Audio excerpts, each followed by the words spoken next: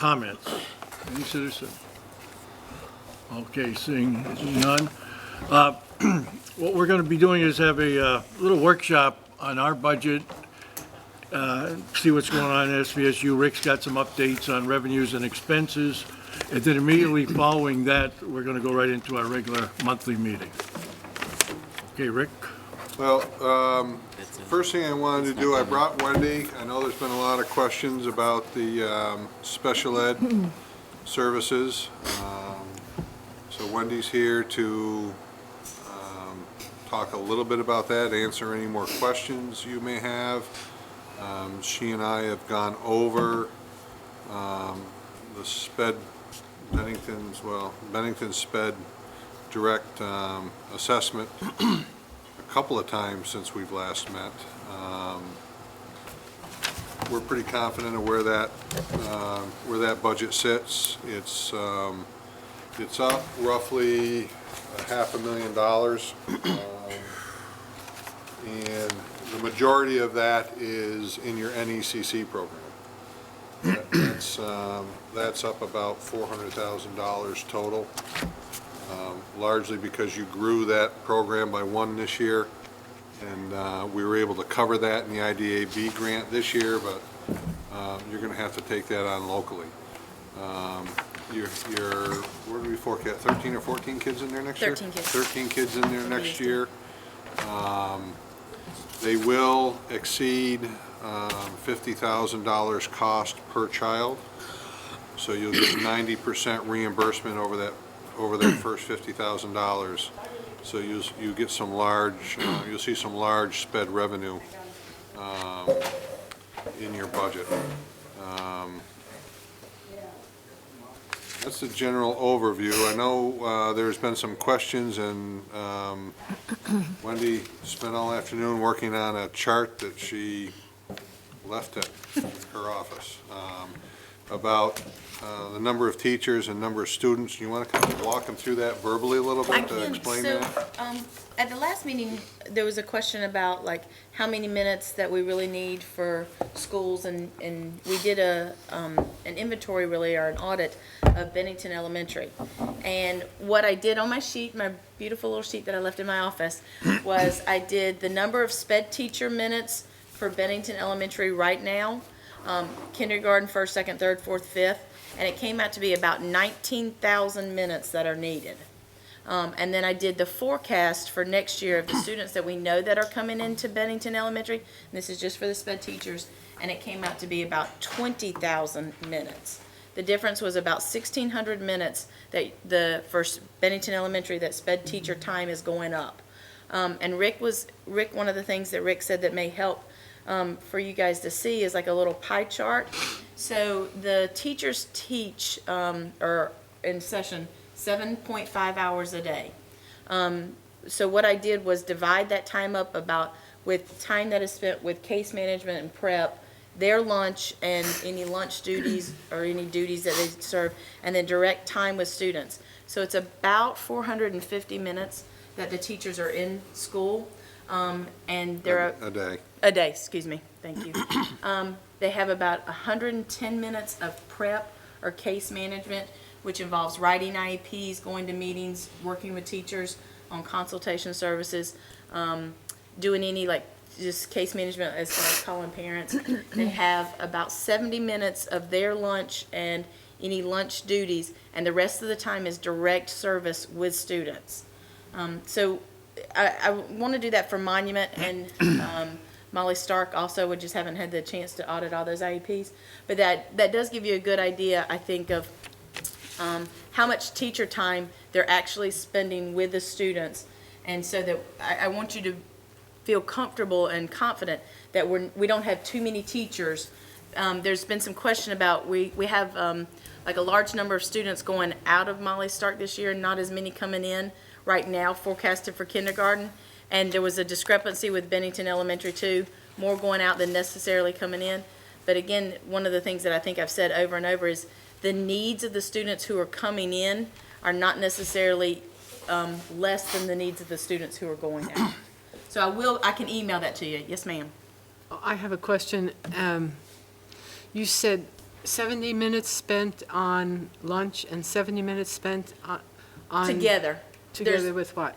like any lunch duty. So there's 70 minutes of the day that's either like a lunch duty where they go into the cafeteria and work with students doing that kind of thing. And then they have 30 minutes of their lunch. So it's about 40 minutes for that lunch duty or like a recess duty Wouldn't where it they. be more cost-effective to have a paraprofessional hired to do those duties rather than have the sped teacher doing it?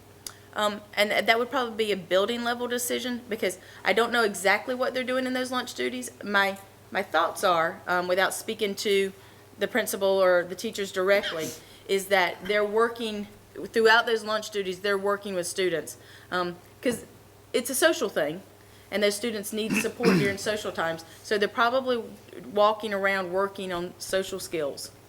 Well, it's, That's a contractual issue too. They're limited to, their contract speaks to, the principals can probably speak to it better than I can, speaks to how much time they spend in direct student contact, in duties, their lunchtime. They You have a know off the third, top of your head, Jim, what that breakout is? they have a 30 I don't minute have like duty-free lunch. percentages, but part of what's connected to that is that paraprofessional workday is shorter than the teacher workday, so they don't have the same allowable time, so to speak, to. well, I'm not talking about allowable time, I'm talking about hiring just one para to do those lunchroom duties rather than have a very highly skilled teacher telling kids to sit down and eat their food. I think it is Well, that was- 270. Can I, I think the contract time for student, teacher contact time is 270. So they couldn't necessarily teach another class because they're already doing 270 minutes. The contract gives us limitations, I guess, I is probably see. the best way to say it. I think that's, there's also a safety issue. With a school as large as Molly, all of our paraprofessionals are doing at least one duty, maybe two. But we can't cover the amount of people we need in the cafeteria and at recess duty without pulling classroom teachers, special educators, interventionists into it. Because the same would be true for interventionists and classroom teachers.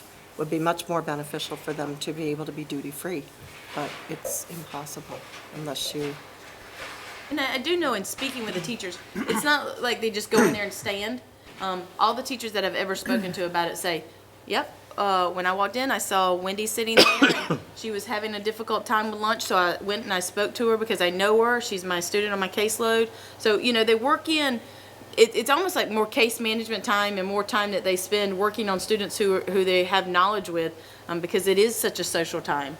And they take those opportunities to work on not only specific goals and objectives in their IEPs, but just general, school awareness and being around their peers. Yes, sir.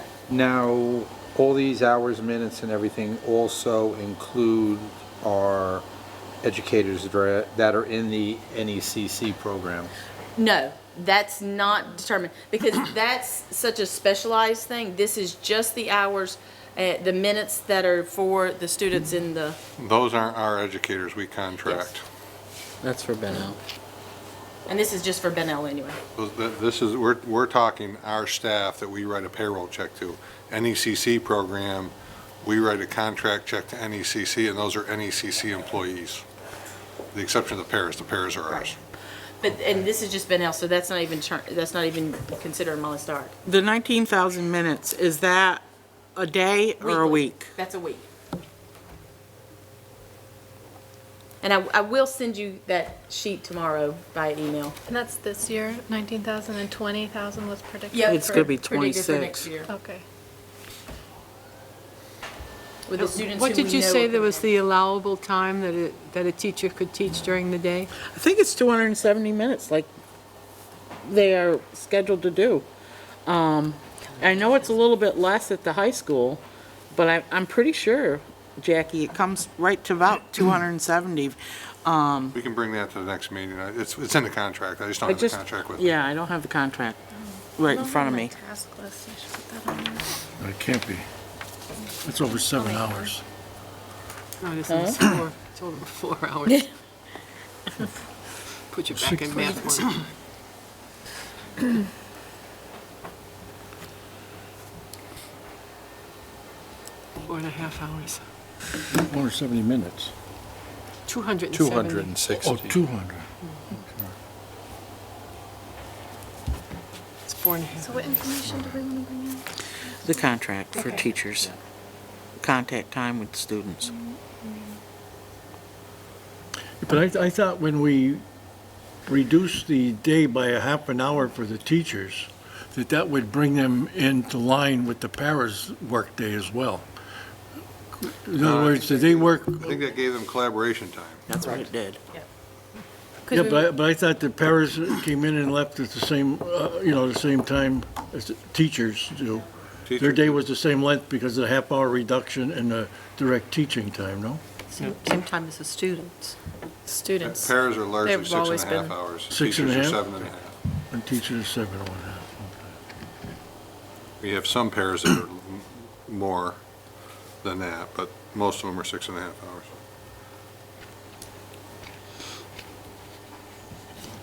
An early ed group of youngsters, they don't stay till, when they're all day, they still don't stay till 3:30 or 3 o'clock, right? They go home a little earlier? Early ed? Yeah, the little youngsters that are in a Yeah, wing here. That's not part of Wendy's group, but yeah, they're 8 to noon or I something? think 8 to noon. Something like that. There's no group in the afternoon? No.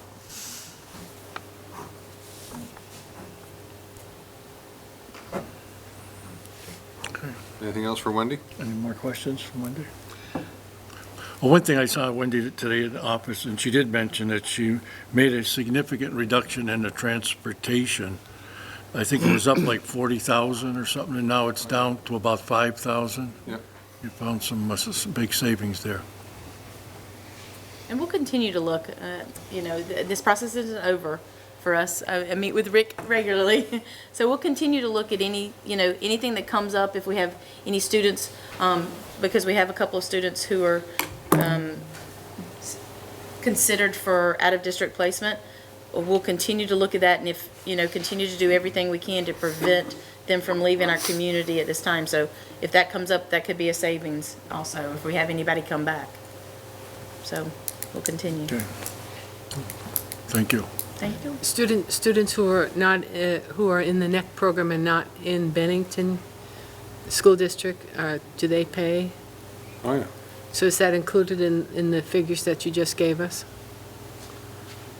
No, the NECC program costs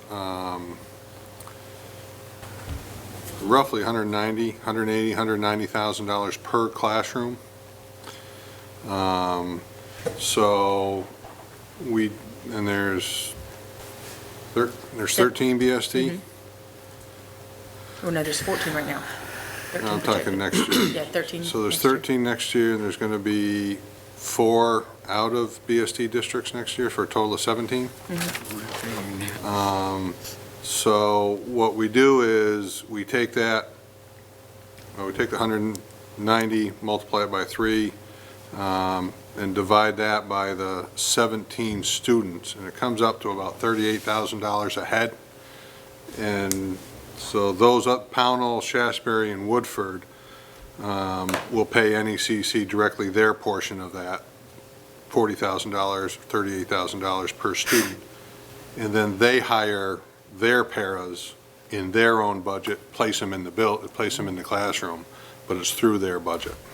And the transportation?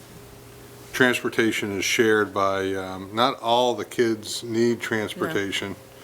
But again, that transportation is shared, so if I don't have the number in front of me, but if, I'll use simple math. If there's 40,000, if it costs $40,000 for transportation, 10 kids are using it, again, it's 10,000, or 4,000 per student that the district will pay their proportionate share.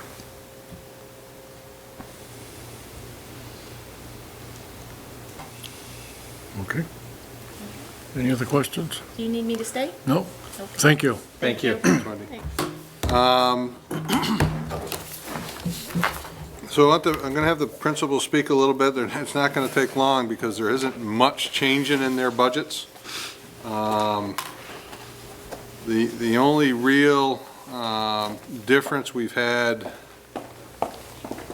3 or 4 retirements that have come in front of us, and with each retirement, the principals will evaluate the need, if it needs to be replaced, if they can reconfigure, structure something differently. And as you can probably imagine, that, a classroom teacher, there's not many opportunities, especially, you guys, BSD is in a, currently has a growing population, which is outside the norm for the state. So you're not going to see many opportunities to reduce a classroom teacher when there is a retirement. But there was a retirement in the music department. You currently have 4 staff members that fill 3.4? 3.2. 3.2 FTEs. So you have 2 part-timers, 2 full-timers total. They add up to 3.2 FTEs. And the principals have restructured that to whereby 3 full-time people, so you're saving a 0.2 a position. You guys want to talk about that a little bit? We currently, Donna and I, through Molly Stark and Monument, share an individual for our instrumental music program, and that position was 4 days, 0.8. I have my numbers correctly. No, 8, let me think. Yeah, No, point. Say that again? She's 0.8. She was 0.8. Yep. And then I have a general music teacher who's 0.4. And talking about our needs and how we could organize that a little bit more efficiently, we came up with one full-time position for both general music and instrumental music. So the general music piece of that position would be for Monument, and the instrumental piece would be to share between Molly and Monument. And we are very confident we can do that with the 5-day position. We won't be cutting any of the music program at all, right? No, Not at all. nope. Still instrumental and still general music, and It's just a more efficient utilization of staff. I just want to make sure that we're, The services to children shouldn't be noticed any Nope. differently at all. nope. It actually gives us some flexibility with scheduling and with the days, and between the 2 schools, it'll be actually, I think, much more easier, Easier and efficient, I think. easier and efficient. So, that's a minor savings that you'll see in the budget, and it's still a work in progress. There's still a number of unknowns that are in the budget, largely the SVSU assessments. SVSU is meeting tomorrow night. Not sure whether they'll approve a budget or not. We're hopeful. But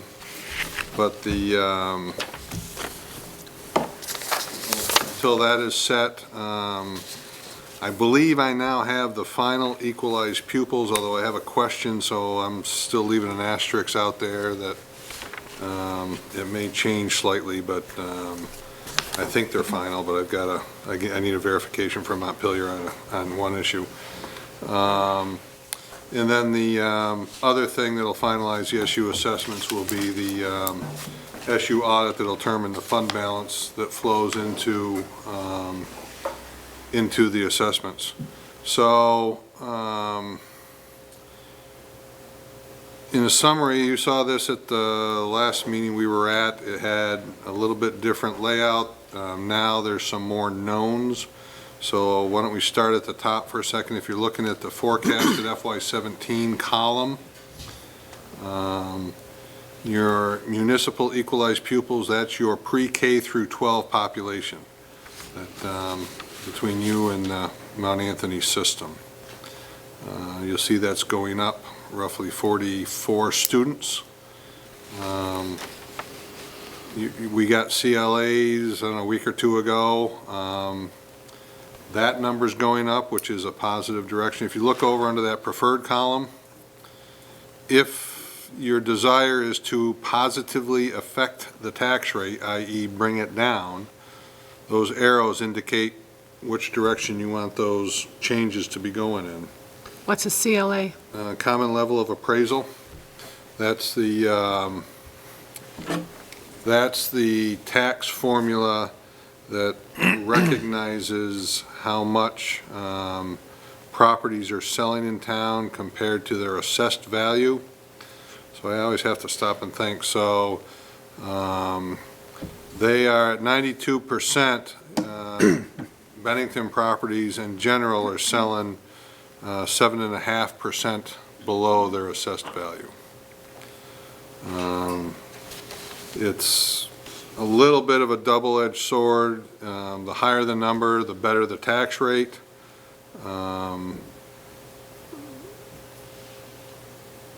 But if you have a high number, get over 100%, that's saying your properties are selling, no, they're over assessment, I'm sorry, I said it the other way. So at 92%, your properties are selling 8% over assessment. And when you get over 100%, they're selling under assessment. That's why I had to stop and think. It works backwards. So we'll go back and learn that stuff all over So the again. lower it goes, the better your assessed value is? Closer to Or 100. it's closer to 100 without going over? Well, 100% means your property's selling exactly at your assessed value. So if. So if the hair under, it's selling better? Yeah, so if it's under, it's selling it above your, and they need to do that to adjust the tax rate across the state. That's how they I'd like to equalize. see that. That's how they equalize the tax rate across the state. I have a hard time believing that. I do too, but I'm sorry. that's the number it is. So 91 is a good thing? Well, no, 100 would be a great thing. Oh. But, It's better than it has been. It you'll was never at get 100 yet. 88. You don't want, you want, from a tax rate standpoint, you want a higher common level of appraisal. Okay. Your equalized pupils, 888.18, those are the ones that are in your system pre-K through 5. That's up 36. Part of that is the pre-K 3-year-olds coming into the system that helps offset that increase in your budget for those 3-year-olds. I probably should have started you at the bottom to show you got a 3-cent tax rate reduction, but we'll get there in a second. The district percentage, that's just how many of your kids are in your system. 43% of the 2,060 up at the top are in your pre-K to 5 system. Next set of numbers, your expenditures are at 15 million. Your revenue at 3.2. The reason I've got the funky color is that's still a work in progress. It's closer than the last number you saw. It is not finalized yet. I think that'll grow slightly for a couple of different reasons. Not significant, but if you look there, you'll see that it's up, well over $700,000. A lot of that is that special ed reimbursement that you're seeing to offset those costs that you have. You have roughly 200,000 of that is in fund balance. So your ed spending is going to be 11,008. You divide the 888 students into that, you get a ed spending per equalized pupil of 13,312. You go to the right, you'll see that you are slightly over your maximum growth allowance by roughly $47 or just above $42,000. At this point, you should not be concerned about that. Between the revenue that'll come in and the SU assessments that I have as placeholders that I believe are a little, I know are a little high. They're rounded up placeholders until that's finalized. I think you'll be well below that 42,000 bucks. You won't have to worry about the cat.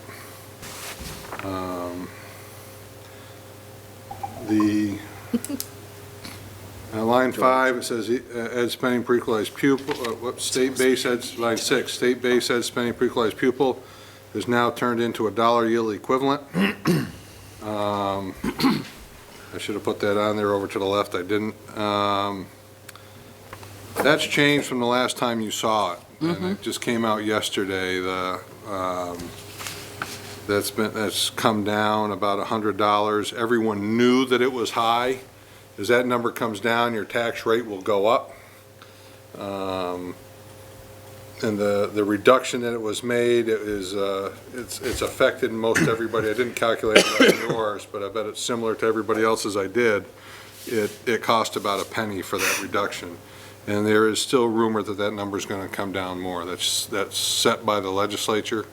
It's a formula in statute that they can change if they choose to change it. That's the current estimate coming out of Montpelier with a warning that it'll likely come down.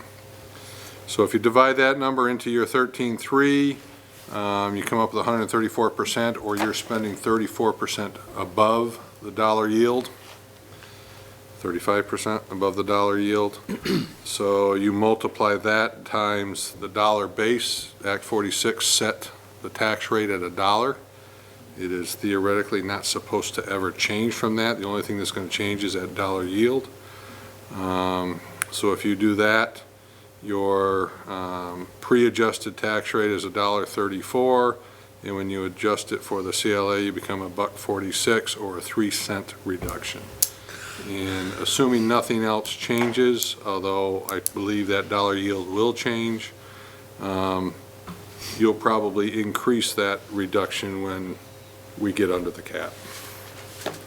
Yeah. Does that include any of those extras? It includes everything except for our energy efficiency. Jerry and I haven't had a chance to get together. We've got to Includes all that except that. we've got to figure out how that's going to play into the budget, and we'll be working on that next week. Does it include after-school and summer school? Yep. At this same amount as last year, 188? Yep. Question, if this community was evaluated at 100% instead of 92.4, does that mean that that $1.34 would be the actual tax rate instead of $1.46? Correct. Correct. So that's almost 12 cents Correct. for enough, you know. And that's because the town doesn't do evaluations. Correct. Does it always have? That's because the town doesn't do evaluations.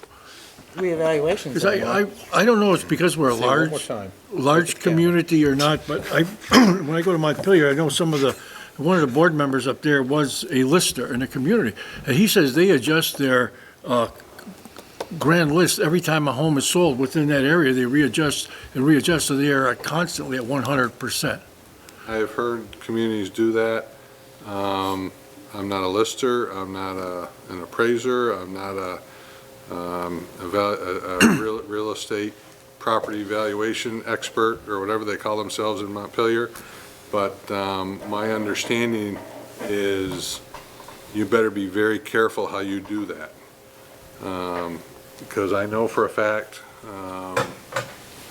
one community, if I bought a house today, and the best example would be up in the desert, they're all the same, they're all 3-bedroom ranches that, you know, and the way the appraisal system works is every single one of those houses better be appraised basically the same. You know, there might be off 1,000 because this one's got a new roof and that one, you know, pretty much they're all worth the same. When the market goes down, if I go in and buy one of those ranches for 90 instead of 120, which the assessment says, what one town was doing was they would change my assessment to 90, but now everything's out of whack because everyone's got to be assessed the same. That's the law. So if you're in the same house, but if they're doing it by neighborhood and they assess that entire neighborhood at 90, that's okay. One community was doing house by house, and got in trouble for that, and they forced them to do a townwide reappraisal. That's Probably said more than I should. that's a big savings, though. I just know mine goes up every year, and I never see anybody appraising my house, so. What's that, your taxes go My up? appraisal, Your assessment goes up. yeah. Your assessment should not change. No, it shouldn't. Well, I'm sorry, it's, last few years, it's went up gradually every year, and nobody's been near my house to look at it. It's the assessment fairies, they come. So I think you're in good shape. Oh, that's good, yeah. I hope you guys feel that you're in good shape. Very good. If you don't, I'd just soon So- talk about it and answer any questions you have. God bless. I don't have a problem with any of this, except I want to know what we're going to do with that energy performance contract. Are we going to put that on a special ballot item? Because, Well, it's gonna have to go on a special ballot article, but we need to understand how it affects these numbers. And Jerry and I need to sit down and probably get Mike Davy in, our consultant, to figure out what exactly all that means. Because, especially this year, the way we structure that, and whether we do it as a bond or a lease or how we structure it, there likely will be a minor payment in FY '17. yes, There'll be bigger payments later on, but there'll be a minor payment in '17, and we'll recognize the savings later on. So the three of us need to figure out the relationship between those and figure out what the effect is on the tax rate. yeah, because I mean, I personally feel it's real important that we Well, bring these schools up to, Jerry and I do, and I think the principals do. You know, and I'm taking sincerely what the board's direction at a recent meeting, I don't know if it was the last one. it that was. You wanted to keep it in the budget process to see where it all sugared out, and we are doing that, and you'll see it 2 or 3 more times before you may take a final, All right. before you take any vote to warn the budget, or it'll definitely be a special ballot article. But we should see some efficiency, too. Right, and that's what we need to figure out. We just need to figure out when those costs come in relationship to the efficiency, and hopefully, being a banker in a former life, I know that there can be some creative financing, so we can structure some of those payments later on when we see the real efficiency, because we're not gonna see the efficiency the first day, because, it's gonna take us, 4 months probably, Jerry, to get through the improvement process. So, we'll probably see 100% of the heating efficiency, because we'll get it done before the heating system comes along. But the electrical efficiency, we're probably only gonna see 50% of, because it's gonna take us time to build those improvement.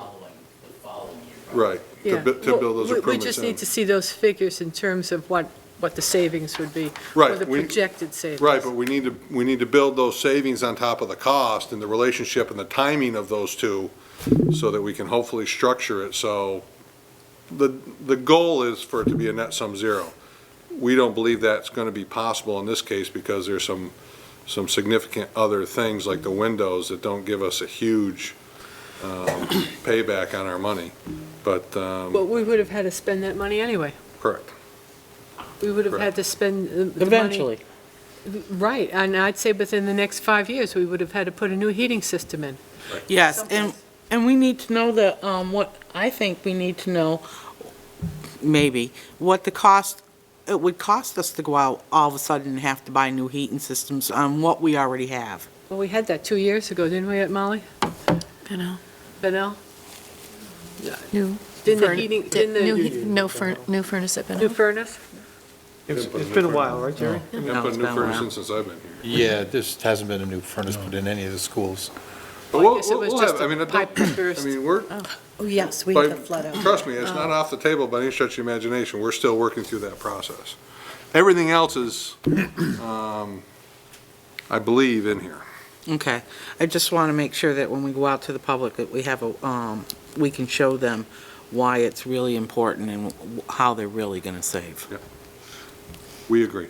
Because if the buildings are structurally wrong, good, and then you put all the heating systems in, all the windows, it's only the roof that you have to worry about in the next 20 years or so. In other words, you'd be all set. And you have a reserve fund that we're putting away to take care of those. I'm in the process of getting some real ideas of how soon we should have the replacement. I don't know why. A year from now, 2 years from now, start the process. And we can do them in our time frame. Having them assessed, Yeah. so I'll have a record and say, okay, in 2 years, you gotta put this roof on, you know, like this. He's the money guy, so we go to him and put the package. Does anybody else have questions of Rick? Anytime Or it the comes. principals, if they want to. Well, Now, the after-school program, is it, did you include during the school year too, or just the summer program? Oh, no, all year round, the full 188 like this year, the fall, same as this year. winter, spring, Three and summer, semesters, Okay. the 4 sessions. 4 sessions. And you've all been enrolled quite well? And what about the busing? Are the kids taken home? Oh, yeah, I see them about 4:45 going up Old Lane there.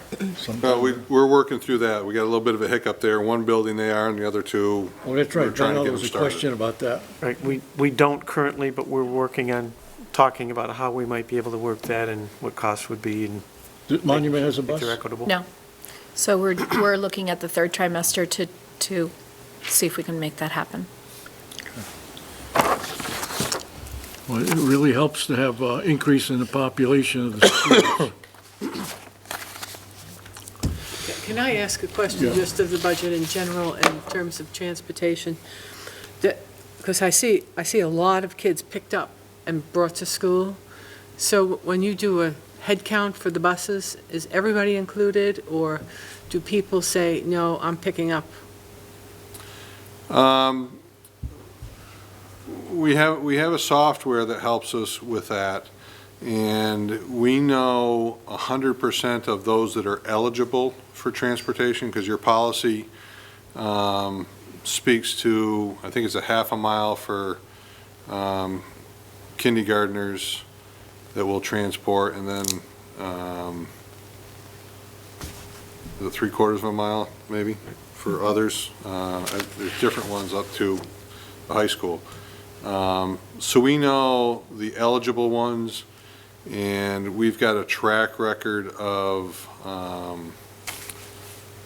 the participation rate, I guess, for lack of a better description. But it's often difficult because Johnny will take the bus in today. He won't go home on that bus. He may go home, he may go on a different bus to a daycare center. And then tomorrow, he won't come in on the bus. And there's a lot of variations to kids coming and going. But we've got a pretty good track record. We're probably about 70% on average on the buses capacity. I was just thinking if we could improve the accuracy of the count, we could probably reduce some cost spending and put it then on the after-school programs. We did that this year. We actually reduced a bus this year. At least I have received some criticism for that, but it was a product of looking at the routes. And once we restructured the routes, it was largely at, the effect was at Monument. I want to say it was, what, 2 kids? By the time we got done reshuffling those kids on those routes, it was 2 kids who were actually outside. I mean, they were walkers. And actually, that's not true. One was a walker, and one was being transported to a daycare outside of the bus route that we were accommodating. And we just said, we can't do it anymore. I mean, I can't justify I think a bus cost me $54,000 this year for a run. I can't, No. I can't justify $54,000 for 2 kids. So we were able to work that out and get them on buses. There was some, some disappointment with a couple of families, but as a whole, we do that. And we will continue to do that, look at the routes and maximize those buses. Well, I was thinking particularly, seniors in high school who drive. Yeah, the high school one is the most difficult, largely because depending on the athletics that's going on in the season, typically everybody rides the first 2 weeks of school, middle school and high school, and then they start to fade off if they're in a fall sport, and then they'll get back on if they're not in a winter sport, and it's, they are the most difficult to predict because of all of the activities that are taking place at those 2 schools. But if it's worth $54,000 a bus, it's We do. significant. We do, we look at them every year.